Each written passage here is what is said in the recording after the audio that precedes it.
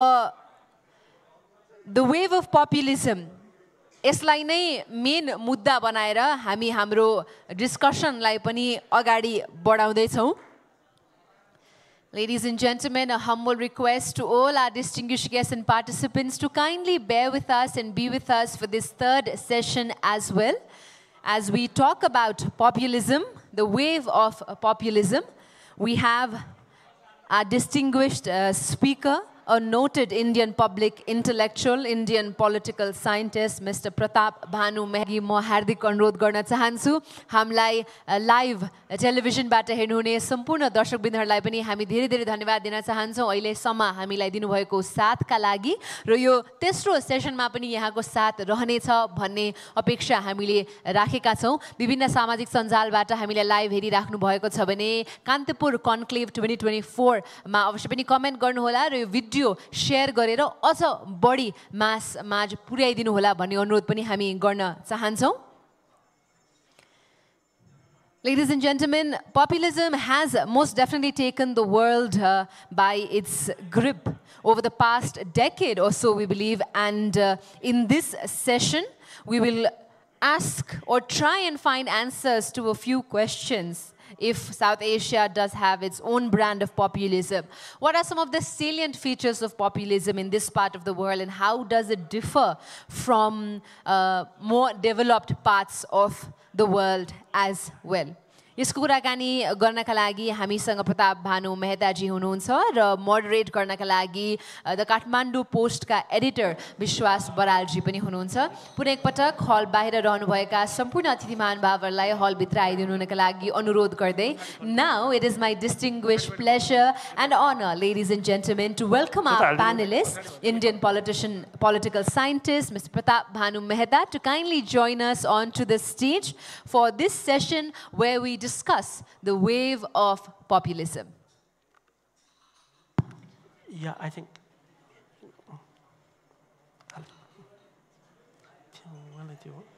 A big round of applause, ladies and gentlemen.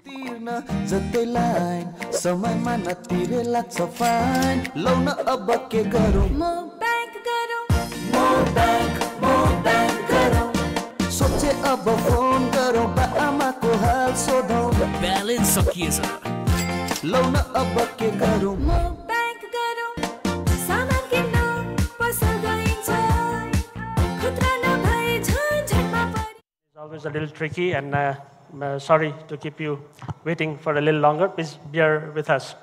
Pratap Bhanu Mehta, I have been reading him for the last 20 years. He is a noted public intellectual. He has held professorships at Harvard, Princeton, and JNU, and he has written on intellectual history, political theory, law, India's social transformation, and world affairs, among other things. So we are here to talk about populism today. So I will sticking to the theme of this conversation. Let me be a little populist in my questioning as well.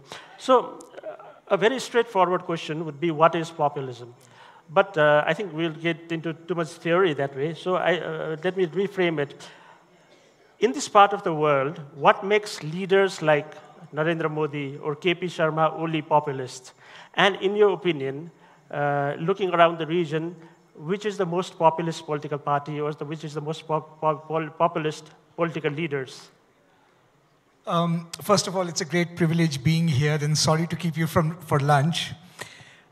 You've asked a very important question, and unfortunately, I think it does involve a lot of theory, but I'll be very brief. Because, so if you're thinking of figures like Prime Minister Oli, Prime Minister Modi, I think one way to think about how populist they are, I mean, I'm not convinced, for example, that Prime Minister Oli is actually populist, and let me just kind of explain why, right? Contemporary populism has 4 or 5 elements. And I think in each country, these elements are playing out differently. The first and most important element, which is very dominant in India, is mobilizing ethno-nationalism, right? Nationalism has been an accompaniment of democracy all through its history. It both enables democracy and it subverts democracy. But one of the features of a certain kind of populism right, is to actually say that the nation has a kind of singular identity. It should primarily be dominated by one particular group. So it's up to you to decide whether Mr. Oli falls on that end of the spectrum. Mr. Modi clearly does, right? The second element of populism, I think at this point, which is very important, is populism has a radical element of anti-elitism about it. So across the world, whether it's Mr. Trump, whether it's Mr. Modi, there is a construction of the world that says that there was an old elite, an old political elite, an old business elite, not business elite so much, old professional elite, that controlled the intellectual, moral, political resources of the country. And that elite structure, which in India, Mr. Modi refers to derisively as dynastic rule, but that's a shorthand for that old elite. It doesn't mean a literal dynasty, right? That old elite is corrupt and needs to, in a sense, be thrown away. Mr. Trump, right? It's a revolt of the industrial elite aligned with the working class against what they think is an elite that controls most of America's intellectual, symbolic, professional capital, right? I actually don't see that radical anti-elitism in Nepal, in that sense of anti-elitism, right? In fact, if anything, Nepal's political establishment right now is actually, I think, quite comfortable in some senses. I think maintaining the status quo around, in a sense, elite structures, right? The third element is a style of politics, right? So populists don't like intermediation of any kind. There is a single identity to the people that can be appealed to directly, which is why they are impatient with institutions. Their diagnosis is that institutions subvert the power of the people, right?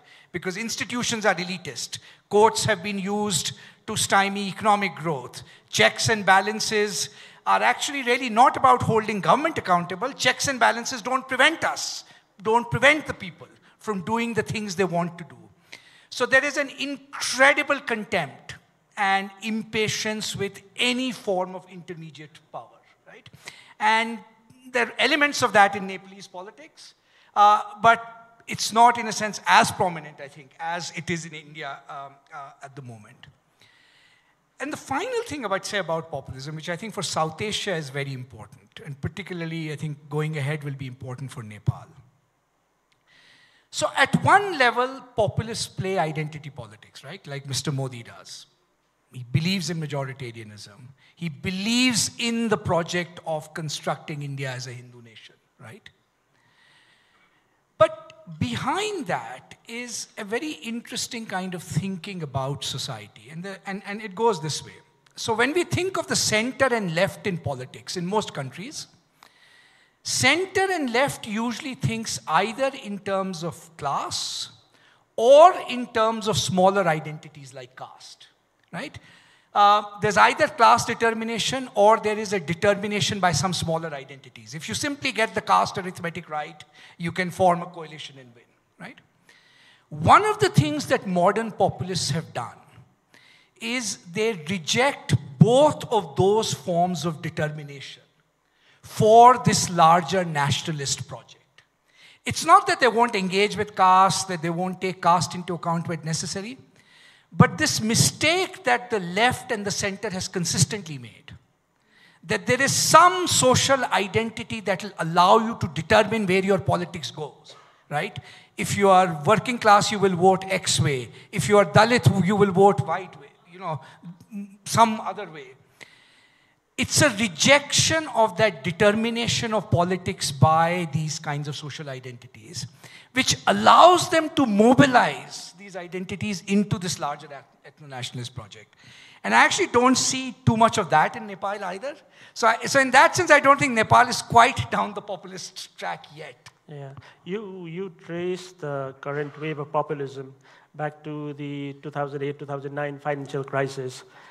Its effects on larger economies, rest of the world, was very evident. How do you see its effect in the subcontinent, in India, even in smaller countries like Nepal and Sri Lanka? How did you see? How is the effect still playing out?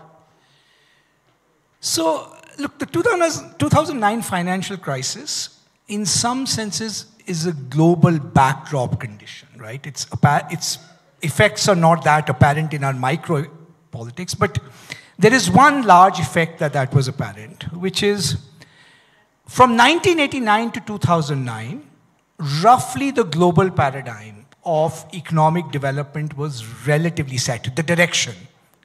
Integration into the global economy is a good thing. Broadly speaking, deregulation is a good thing. Inequality will take care of itself, right? And there is a kind of elite technocratic structure that can steer all of these countries in that direction, right? What 2009 did was, in a sense, it broke that consensus across the world. This is a kind of collapse of that, right?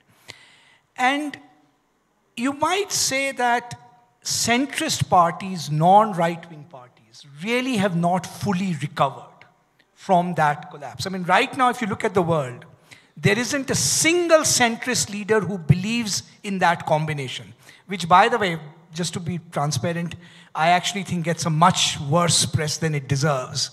I think it was also a period of incredible economic achievement. But there isn't a single centrist leader in the world who's actually popular at this point, right? Even Keir Starmer in Britain, within 2 months of acquiring power, actually popularity ratings are plummeting. So that leads to this thought that is there something systemic now about the nature of the global economy that every single government is struggling to find a framework to what will actually generate inclusive growth and give everybody a sense of participation in the economy, right? And that is, I think, a debate playing out in South Asia, right? Circa 2013, 2014, I think Manmohan Singh's time, we had a very clear sense of the framework we were operating under, even if the pace of change was not sometimes what we would like. Right now, if you ask the question, what is the South Asian framework for development, right? It's actually pretty ad hoc. Do we want to integrate into the world economy or do we not, right? India is talking in both kind of languages, right, in some ways. What do we think about inequality? What do we think about the fact that the single biggest crisis facing South Asia is the creation of high productivity jobs? Right now, we are operating in the dark. None of our countries actually have a minimally coherent framework that is addressing this. And it's reflected in the fact that, at the risk of being graceless, I'll say this, the political class of most countries in South Asia seems to be in deep denial of that lack of framework. In India, what we see is the BJP appropriating Hinduism to serve its populist goals, as a tool to get to power. We see similar tendencies in Nepal too. Do you see the possibility of, say, Hinduism or Hindutva being used as an ideology to get to power and stay there, even in Nepal? Look, I mean, it would be presumptuous for me to comment on Nepal. I mean, No, you're very well informed. I was talking to him earlier. But I'd say two things, I think, about that. One, I think it is important to say this. Hindutva and Hindu nationalism is the single biggest assault and colonization of Hinduism in its history. It seems to mobilize Hinduism, right, for political ends, as you say, right? I mean, everything from building temples and all of that.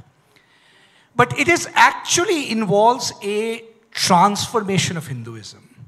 Transformation of Hinduism from a vibrant, living religion with diversity, all kinds of philosophical debates, meaning of life, into a single point agenda, which is creating a narrow ethno-nationalist identity, right? For who is Hindutva for Savarkar or Mr. Modi, right? I mean, not to find a point on it, anybody who defines themselves against the outsider, right? In that sense, Mr. Modi has done to Hinduism what the British could not do, what no other political force in the subcontinent has been able to do, which is reduce it to this ethno-nationalist identity, right? And I suspect it's going to be harder to do that in Nepal, in part because, in a sense, at one level, the kind of the dominance of Hinduism has gone much more freely, in a sense, accepted. I think the social dynamics are different. In order for them to do it in Nepal, they would actually have to find the other of Hinduism, of Hindu, right? And that's always exclusionary. It always speaks a language of violence, and I just hope Nepal doesn't go down that way. But I suspect in Nepal, the axis is not going to be quite Hindu, non-Hindu in that way. Yeah. When we talk about this rising wave of populism, Yogendra Yadavji was also talking about, like, India, it would be hard to call even Modi's India even a democracy. In India, in Trump's America, all over the world. What is the end point of this rising wave of populism? Where does it end? Or does the cycle also reverse? So, let me be a little controversial. I think we sometimes load too much on the term democracy, right? I mean, I think it was a tenor of the discussion in the morning panel, right? Trump's election is not democracy. It's not obvious to me that it's not. You have to accept the fact that he has got a popular mandate. One aspect of democracy is people having the sense that they are exercising their agency to create the government that they want. Mr. Trump has that. Whether we like it or not, Mr. Modi has that. He's had that as much as any leader in India's history, right? Right? So I think we do have to face up with the uncomfortable fact that people exercising their agency will make these choices. And as Yogendra Yadav rightly said, I think the analytical task for us is to understand more deeply why they are actually making these choices, rather than settle the matter by definition, right? We make our lifestyles too easy. Okay, so we call Trump, anti-democratic, and we call Mr. India not a democracy. Where does that get us? It certainly helps us, rally the troops for democracy. We want to say preserve civil liberties and so forth. But politically, it doesn't get us anywhere, right? India, Congress party is running on democracy in danger. Kamala Harris ran on democracy in danger, right? Neither of them are being able to persuade their electorates that democracy is quite in danger in the way in which we think. So I think we need to deconstruct this discussion a little bit. In some cases, individual rights are in danger, and we should call them individual rights. If we just collapse them back into democracy, right, you actually don't get a clear specification of who should, in a sense, be the object of mobilization and in some ways critique here, right? So I think we have to accept the fact that people exercising their agency for whatever reason have come to the conclusion that their destiny and future is better entrusted to people like Trump and Modi. And there's no point the center and left simply saying, oh, this is anti-democratic, end of story, right? Yes, it is. I mean, most of us who worry about democracy worry about the consequences of these choices. There are very specific ways in which empowering these kinds of leaders will hurt sections of the people, in India's case, minorities, freedom of expression, so on and so forth. But I don't think it's politically as productive to say that's just got to be your mobilizing call. What you have to address is this particular question that I think is implicit in democracy. As I said, there's the liberal part of democracy, individual rights, freedom of association. Why do people think that identification with these leaders better expresses their sense of agency and empowerment than the alternatives? And it goes back to the point we made at the beginning, that what we offer to the people in name of democracy when we oppose these leaders is actually pretty much the status quo, right? Save the current system, right? Save democracy, which people associate now with this current system. But the starting point of the people is that this corrupt system, current corrupt system, is actually the one that is standing in the way of them exercising their political agency. So if you want to save democracy, you will have to offer something other than the status quo, something other than return to the way things were, because that's exactly what the people want to reject. But what if it entails the destruction of the institutions of democracy, the fundamental tenets of democracy? Then is that still acceptable? Because what I get from what you're saying is that you are obviously worried about Trump's rise, but you don't think it's it's a catastrophic development as well. And related to that, could you? I mean, it's a bit of a prediction. Could you give us 3 or 4 things, scenarios that will happen globally following the Trump's election? How do you see it playing out in politics all over the world? Oh gosh, thinking what the world would look like even 3 months from now is hard these days. But so there's a couple of things, right? One, let's put it this way: the end of the liberal international order and whatever prestige liberal democracy had left as a political system, that end has long been in the making. Not just because of the financial crisis, but let's face it, because of the prevalence of war in the Indian system. So, in the international system. Just to give you one small example, right? We can think of democratic populist leaders as liars. Mr. Trump is often called a liar. Mr. Modi is often accused of just making up things, right?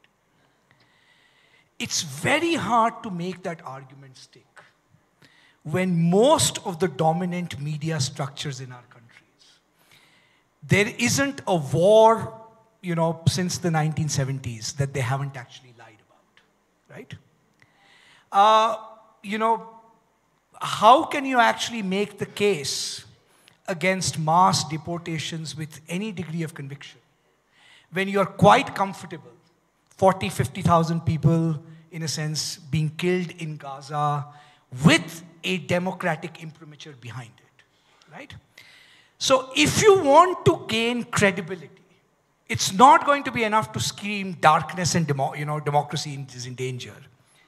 What you will need is exemplars. Look, most people, I think, in politics are moved by exemplars and exemplarity. Politics is fundamentally about who do you trust to govern you. It's not that, Indians in 1950s were actually a radically more different species than they are now, right? But they came to the conclusion that their destiny was safer in Jawaharlal Nehru's hands, even though the intellectual, economic, political distance between Jawaharlal Nehru and the population was large. I mean, he used to be derided as the last Englishman, right? Part of that was because of a record of earned credibility. And I think the challenge for the center and left, or if you want to oppose sort of figures like Trump and Modi, is actually creating political forces and leaders who can exemplify actually the very virtues and principles that they are actually talking about. Now, I think with Mr. Trump's coming, I think very frankly, the international system will become an anything goes system. There are no norms left. There's no society of nations governed by norms that will actually give you respectability. I mean, I think most of the discussions is going to be, why weren't you harsher enough on minorities? Depending on the actions the Trump administration takes, it's actually going to license and legitimize harsh crackdowns on potentially minorities in some senses, anywhere else. So I think we are in a period of actually quite a bit of chaos in some senses. Now, the only question is this chaos a moment of opportunity to go back to first principles?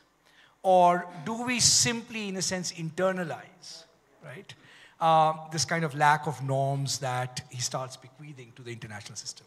Yeah, this question of going back to first principles, here we are talking about a wave of populism. If you talk about a wave, it goes up and it goes down, right?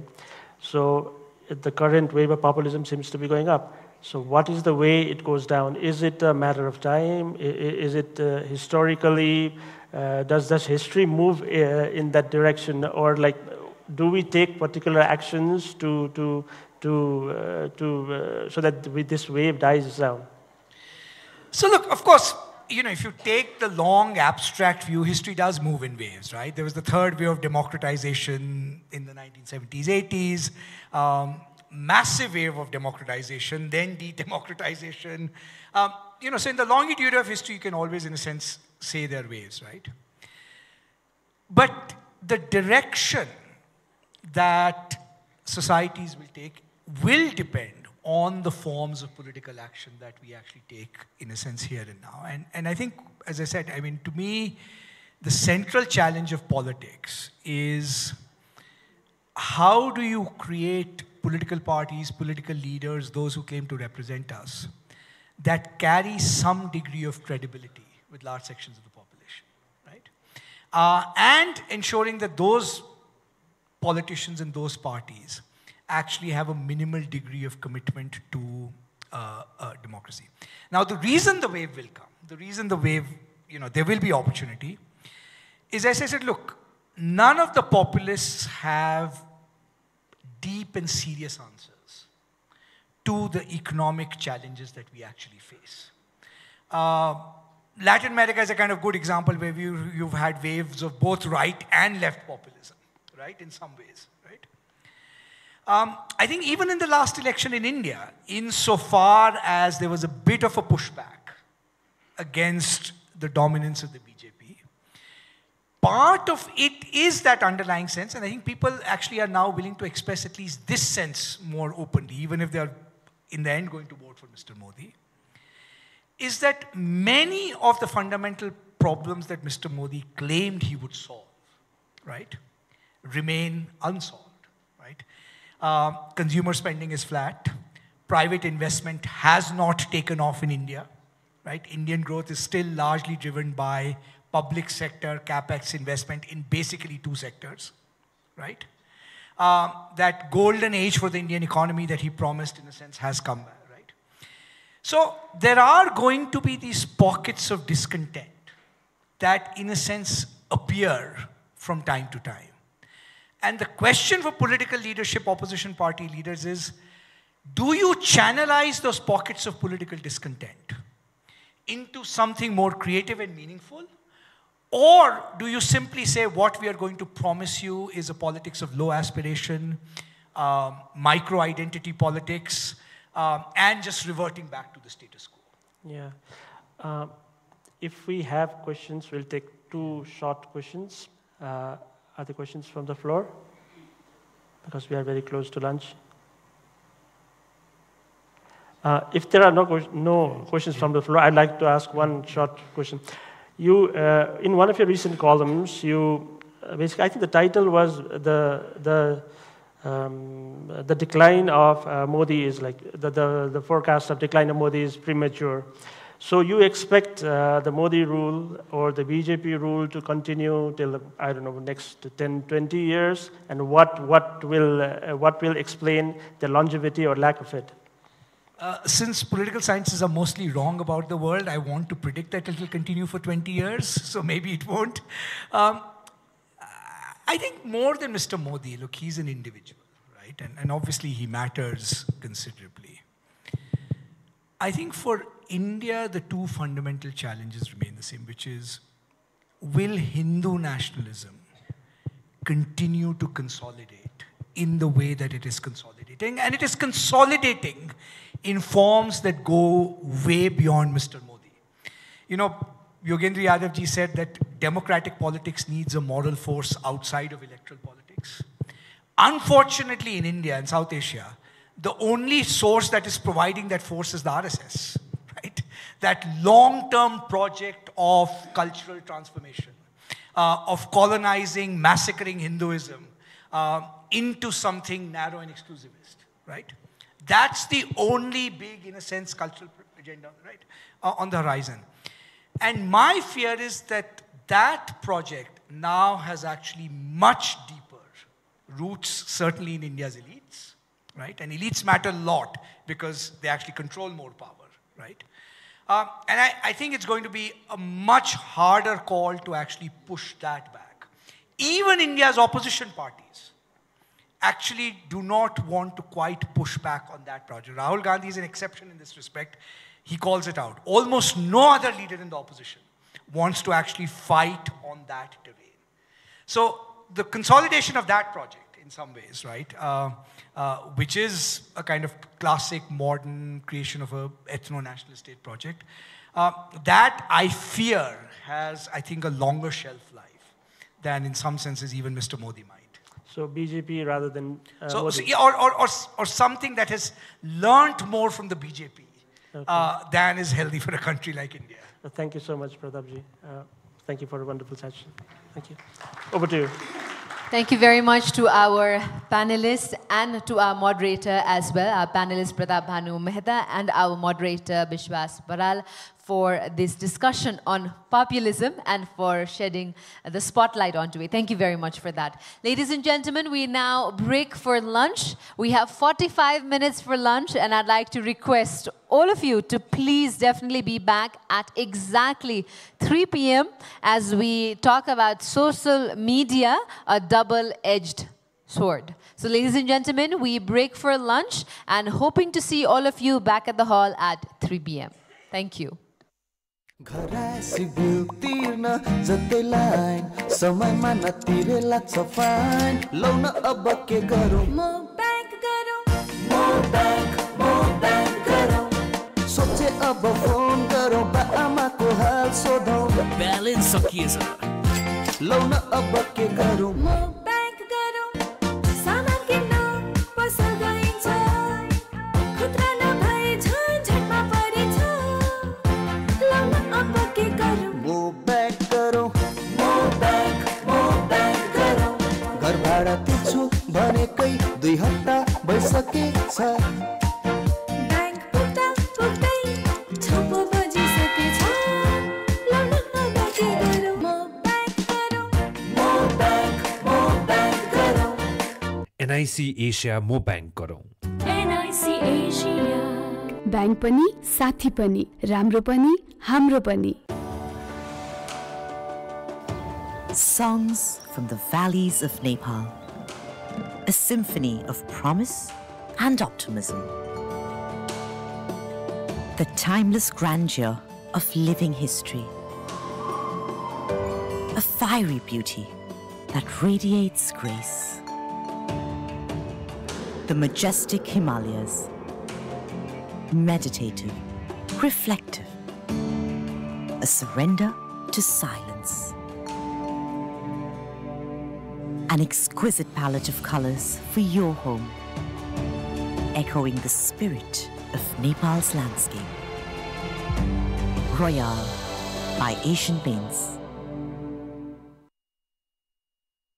ए बाजे मेरो हातमा भविष्य के लेखेको छ एकचोटि हेर्दिनु न है बाजे राम्रोसँग है बाजे है स्वास्थ्यमा समस्या का विदेश यात्रामा समस्या आगजनीको खतरा घोडागाडीमा समस्या व्यापारमा समस्या खेती किसानीमा पनि समस्या के हो नन सब समस्या देख्छु म त यति सानो हातमा यति धेरै समस्या हुन्छ बाजे त्यो आई ग्लासले हेरेर हो कि बाजे यसले हेरेर त सबै देख्यो नि बाजे अब के गर्नु बाजे यो सबै समस्याहरूको एउटै उपाय छ नेपालको अग्रणी शिखर insurance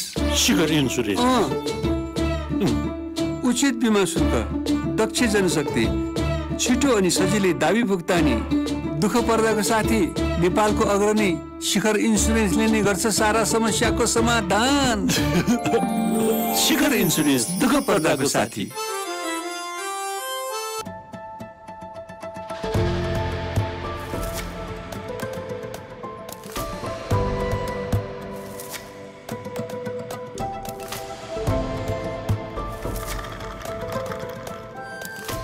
SeaLinks is the most reputed international air transportation association, IATA accredited travel brand in Nepal. With over 17 years of expertise in providing a complete travel management solutions for all your leisure, corporate, holiday, education and MIC travel needs. We also offer an online booking solution through our web booking engine, ticketbhandar.com. Our attractive outbound tour packages covers various destinations including Dubai, Thailand, Vietnam, Cambodia, Turkey, Europe, and many more. Additionally, we also cater inbound travel packages that promotes tourism within Nepal.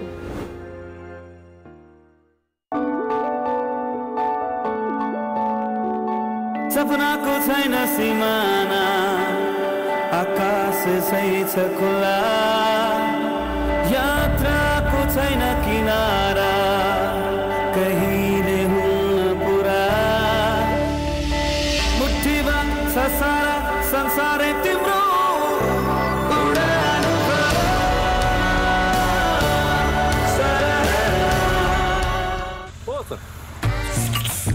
O sir 100 रुपैयाँको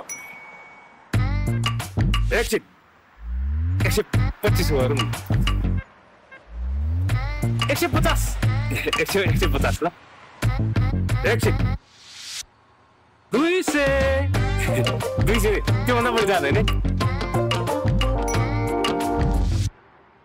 200 को हालेर 125 मात्र बाँकी त extra हो नि sir यस्तो पनि कहीँ हुन्छ किन हुँदैन भारतको महामहोत्सवमा पाइन्छ 125 एमबीपीएस को प्राइसमा 200 एमबीपीएस को स्पिड एकको दाममा दुईटा मेश राउटर्स र हाइसेन्स होम अप्लायन्सेसमा 28% सम्मको डिस्काउन्ट भारत महामहोत्सव पाउनुहोस् extra NIC Asia presents Kantipur Conclave powered by Asian Paints. E-commerce partner nimbusbazaar.com.